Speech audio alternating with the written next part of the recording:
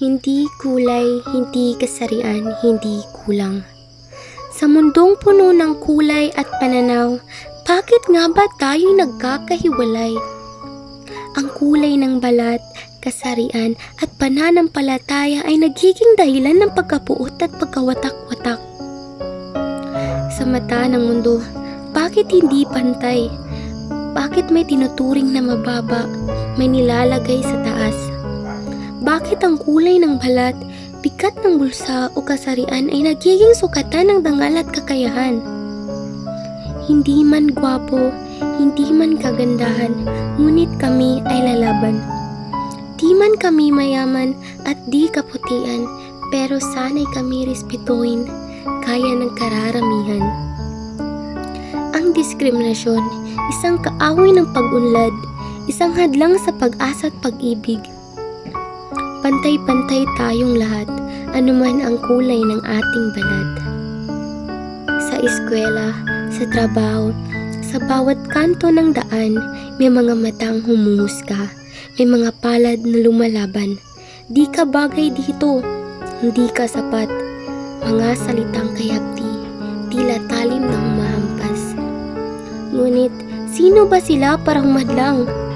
Sino ba sila para sabihing wala kang kwenta o kulang? Hindi ba't bawat isa'y may sariling sinag? Isang liwanag na kayang sumiklab. Hindi kulay, hindi kasarian, hindi kakulangan. Ang tunay na sukatan ng ating kakayahan. Sapagkat sa mundong ito, sa laban ng buhay, lahat tayo may puwang, may silbi, may saysay. Diskriminasyon, isang sugat na mahirap gamutin, isang sugat na nagmumula sa puso at isipan. Kailangan nating baguhin ang ating pananaw, tanggapin ang pagkakaiba at yakapin ang pagkakaisa. Diskriminasyon, isang pader na gawa sa takot at kamangmangan, isang bangin na naghihiwalay sa atin, isang hukay na puno ng galit at puot, isang anino na sumusunod sa akin saan man ako mapunta. Isang bulong na nagsasabing hindi ako karapat-dapat, hindi ako sapat.